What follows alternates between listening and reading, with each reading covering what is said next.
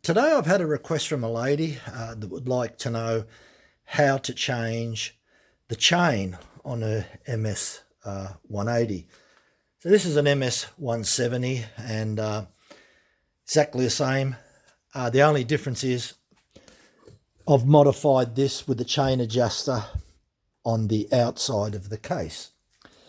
The chain adjuster on the MS 170 and the MS 180 is usually on the inside, right here. Little screw here. Best to use a screwdriver. You can use this, a little bit awkward. It's a lot easier with a screwdriver. But it's even easier if you adjust it at the side. And that's why I modified it. All as I did was got a side tensioner out of an MS250, and there's a space to put it in there, and I put it in there. So, okay, you want to change the chain. First of all, you've got to remove this side cover, so that's just a matter of taking the nuts off. You might want to take the chain off to sharpen it up on a grinder, or you may want to take the chain off, let someone else sharpen it up, or you might want to put a new chain on. So the side cover's off. The chain won't just come off real easy now. You've got to loosen it. As I said, normally you would loosen it from the front on the other side, but I've got a side tensioner. So you need to back it off quite a bit. You'll see the chain coming quite loose. And with the tensioner, you can see that going backwards. That's quite loose now, but you need to do it at the front here. Now, if we zoom in, you need to take note that there's a little pin underneath here.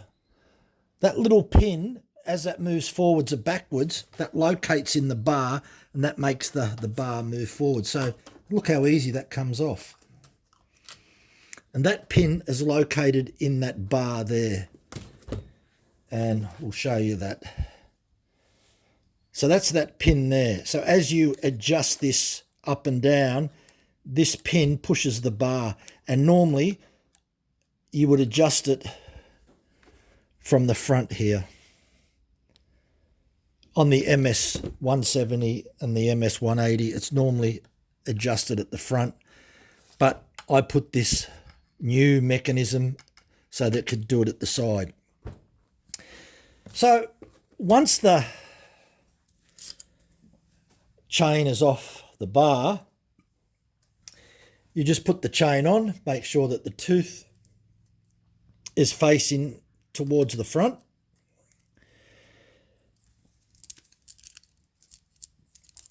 The other thing I want to show you, and people have made this mistake, if you put the bar on that way, the teeth are facing at the front, but if you turn it over and put the bar on that way, the teeth are facing backwards. So make sure that whichever way you put it on, the teeth point that way. It's a good idea that you rotate your bar, that you flip it upside down so the wear on the top and the wear on the bottom are even. So every time that I sharpen the chain or clean my saw for maintenance, part of the maintenance is that I flip the bar over the other side so that it gets even wear. Now, because I've loosened this is going to go back on quite easily. There's lots of room. Making sure that the pin that's on the saw here goes into that hole, because when you adjust it, the pin pushes the bar forwards or backwards. So it's just a matter of putting the chain on the sprocket,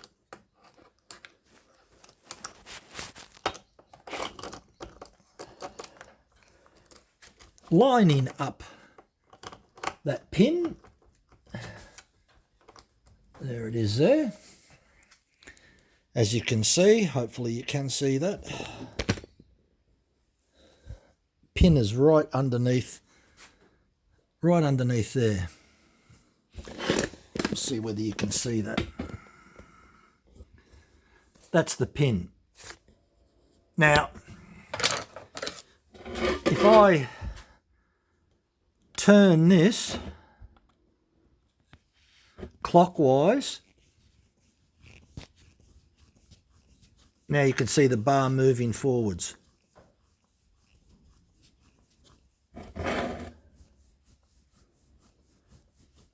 And we're taking up the slack. So what I'll do, I'll just line this up so you can see.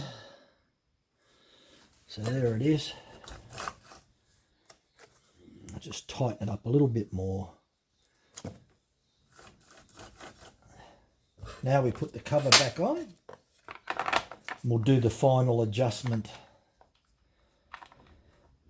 Now, you never over tighten the chain, otherwise you'll get abnormal wear. And you never have the chain on too loose, otherwise it can jump off. Now, as I said before, I tighten it up here, but you need to tighten it up on the inside, the screws on the inside. Now I lift it up to put the weight, and there's too much loose chain there. You only want about 8 millimeters. That's probably pretty good. Don't have it too loose. Now, if you do put a new chain on, now the reason I'm holding the saw up, there is a reason. And the reason being is this bar will move up and down and when it's loose. That is the correct way to tighten it up. Lift it up like that and tighten it up. So it will, that's beautiful. That's the way that it should be. Now it's just a matter of just tighten it a little bit more. That's it. And if you actually have a look, it's probably got about 6 or 7 millimeters. But you certainly probably don't want any more than about 8. Now, if you put a brand new chain on, don't cut wood with a brand new chain first. Start the saw up and run it for about 1 or 2 minutes through the rev range, and the chain will loosen up.